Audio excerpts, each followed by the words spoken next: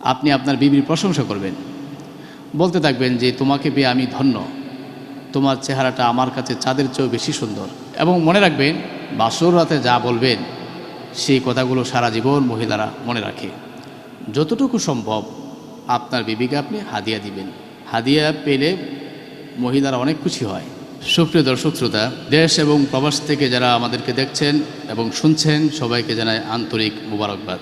লজ্জা নয়, জানতে হবে। আজকে কিছু কথা বলবো যেগুলো আসলে লজ্জায় কাউকে আমরা জিজ্ঞাসাও করি না এবং জানতেও পারি না। ইসলাম পালন করার জন্য অবশ্যই আপনাকে জানতে হবে, তারপরে আপনাকে মানতে হবে। না জেনে আপনি আমল করতে পারবেন না। আমলের জন্য শর্ত হলো আগে জানা। সেই জন্য বলি যে আমরা যারা বিবাহ করতে চাচ্ছি তাদের উদ্দেশ্যে কয়েকটি কথা, যে বাসর রাত, বাসর ঘর যেটাকে আমরা বলি, বাসর রাতটা আপনি কিভাবে কাটাবেন। শুরু থেকে যে নিয়মগুলো ইসলাম বলেছে সেই নিয়মগুলো আদৌ কি আমরা পালন করি কি না। আসলে দেখুন, বাসর ঘরে যাওয়ার আগে কয়েকটি কাজ করতে হয়, বাসর ঘরে যাওয়ার পরেও কয়েকটি কাজ করতে হয়, যেগুলো সুন্নাত এবং মুস্তাহাব আমল। বাসর ঘর মানুষের জীবনে সবসময় আসে না, কারো জীবনে একবার আসে, যারা একাধিক বিবাহ করে, কারো জীবনে 2 বার আসে, 3 বার আসে, 4 বার আসতে পারে। আসলে দেখুন, আপনার জীবন থেকে যদি এই রাতটা চলে গিয়ে থাকে, আপনি যদি আমল না করে থাকেন, তাহলে আপনার জীবনে এই রাত আর কোনো দিন আসবে না, সেই আমলটি আপনি করতে পারবেন না। এজন্য আমরা সকলেই ধৈর্য সহকারে সেই আমলগুলো শুনব। 1 নাম্বার কাজ হচ্ছে আপনাকে সুন্দরভাবে, ভালোভাবে মেসওয়াক অথবা ব্রাশ করে নিতে হবে। তারপর আপনি অজু করবেন, অজুর মাধ্যমে পবিত্রতা অর্জন করবেন। তারপর আপনার শরীরে আপনি পারফিউম ইউজ করবেন, অথবা আতর ইউজ করবেন, অথবা যে কোনো সুগন্ধি ইউজ করবেন। তারপরে আপনি যখন বাসর ঘরে প্রবেশ করবেন, তার আগে আপনাকে সালাম দিতে হবে। সালাম দিয়ে বাসর ঘরে প্রবেশ করবেন। আমাদের দেশে একটি প্রথা আছে যে বাসর ঘরে যাওয়ার আগে অনেকেই পিতা নিয়ে দাঁড়িয়ে থাকে, পিতা কেটে টাকা দিয়ে তারপরে বাসর ঘরে ঢুকতে দেয়, এবং সেখানে নারী পুরুষের অবাধ এক মেলামেশা থাকে, যেটা সম্পূর্ণ ইসলাম বিরোধী কাজ। এটা করা যাবে না। আপনি সেখানে ঢুকে সালাম দিবেন, তারপরে আপনার বিবিকে নিয়ে 2 রাকাত নফল নামাজ আদায় করবেন। অনেকে প্রশ্ন করে থাকেন নফল নামাজ পড়ার ব্যাপারে কোনো দালিলিক প্রমাণ আছে কিনা। হ্যাঁ, অবশ্যই আছে। রসুল করিম সাল্লাল্লাহু আলাইহি সাল্লাম থেকে কোনো হাদিস বর্ণিত না হলেও রসুল করিম সাল্লাল্লাহু আলাইহি সাল্লামের এক সাহাবী হযরত আব্দুল্লাহ ইবনে আব্বাস রাদিয়াল্লাহু তাআলা আনহু থেকে বর্ণিত, তিনি বলেন বাসর ঘরে গিয়ে 2 রাকাত সালাত আদায় করবে।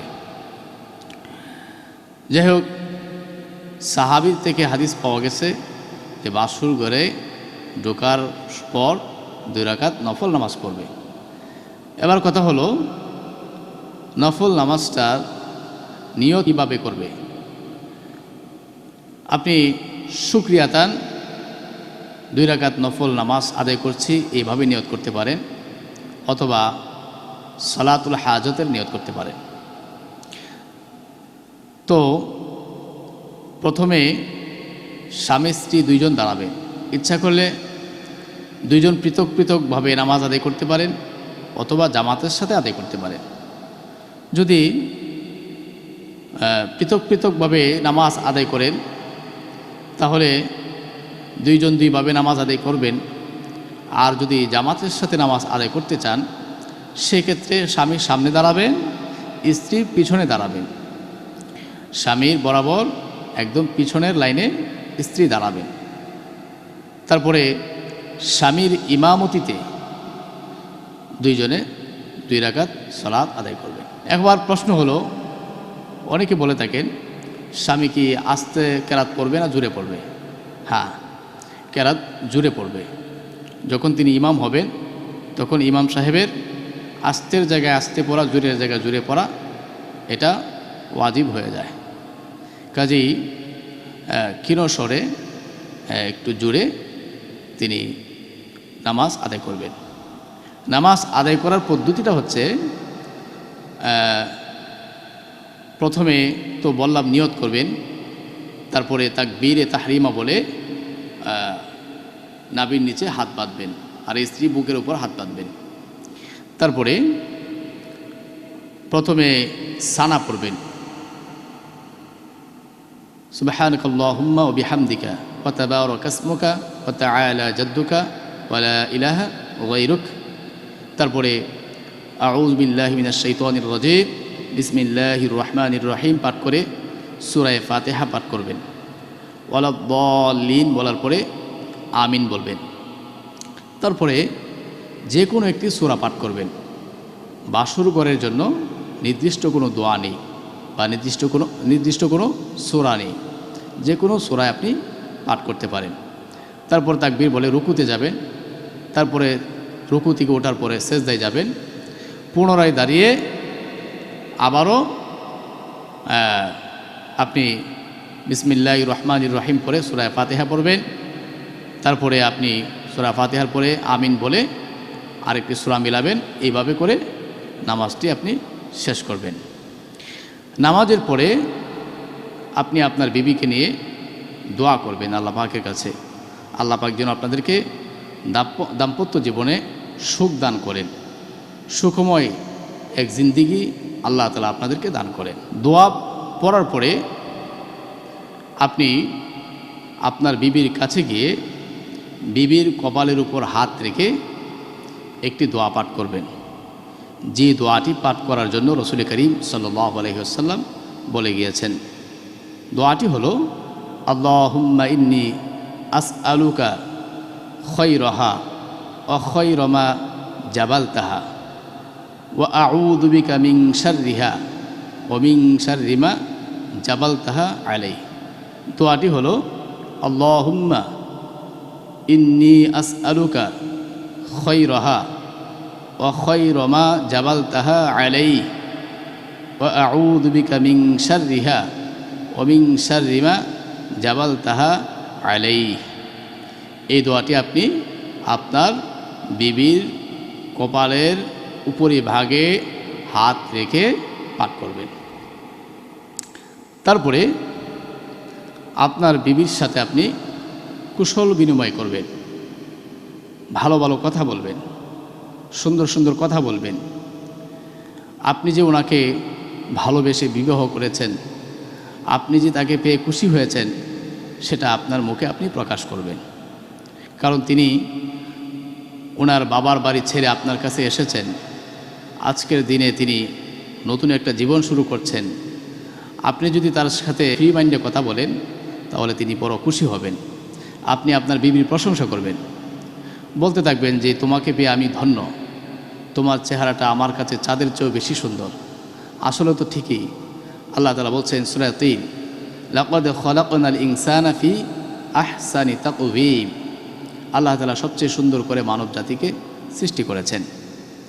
কাজেই আপনার বিবির প্রশংসা আপনি করতে থাকবেন।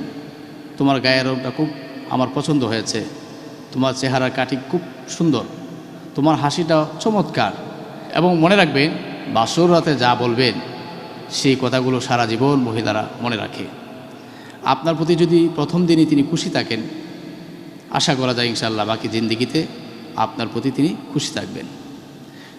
সুপ্রিয় দর্শক শ্রোতা, তারপরে আপনি আপনার বিবিকে কিছু নসিহত করবেন, যাতে করে তিনি আপনার সংসারে ভালো ভালো কাজ করেন, অন্যায় কাজ থেকে বিরত থাকেন, আপনার মা বাবার খেদমত করেন, আপনার আত্মীয় স্বজনের সেবা তিনি করেন। এই জাতীয় কিছু নসিহত করবেন তাকে, এবং আমলি জিন্দিগি করার জন্য কিছু উপদেশ দিবেন। এরপরে যে কাজটা করবেন যতটুকু সম্ভব আপনার বিবিকে আপনি হাদিয়া দিবেন। হাদিয়া পেলে মহিলারা অনেক খুশি হয়।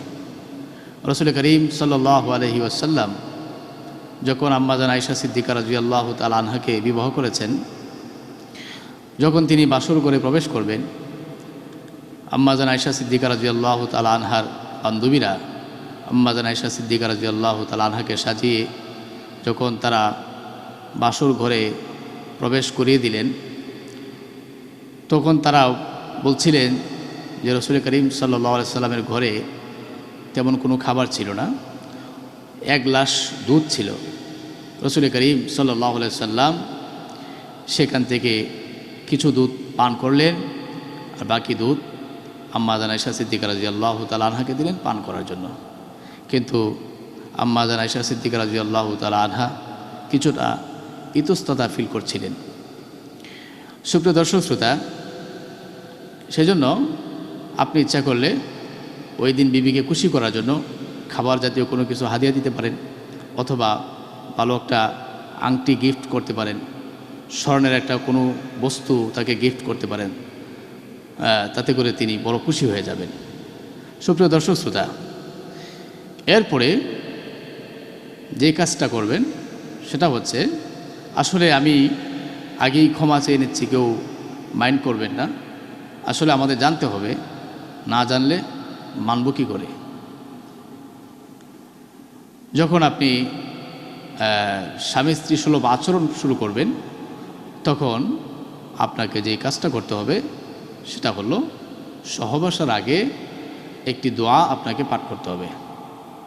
দোয়াটি হচ্ছে, আল্লাহুম্মা জান্নিবিনাশ শাইতান ওয়া জান্নিবিশ শাইতানা মা রাযাকতানা।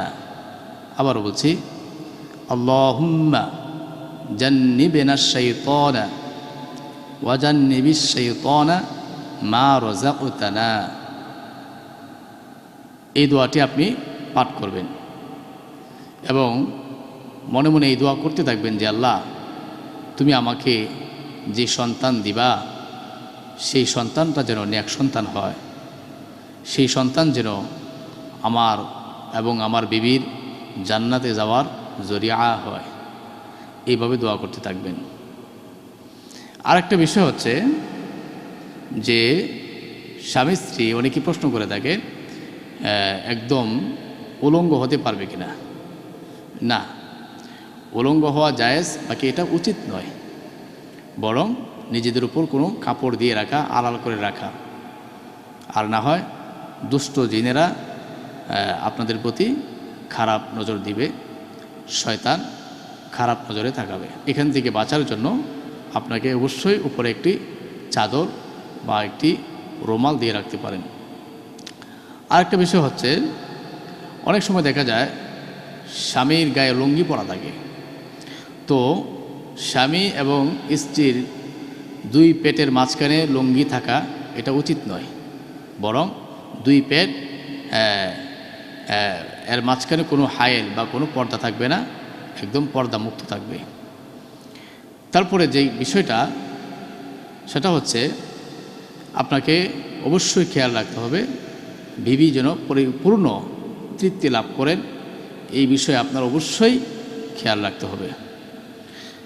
এরপরে বীর্যস্খলন হওয়ার পরে সাথে সাথে উঠে না যাওয়া, বরং একটু সময় দেওয়া, যাতে করে বিবির কোনো কষ্ট না হয় এবং একটু সময় দিলে উভয়ই রিল্যাক্স হয়, তারপরে সেখান থেকে উঠে আসা।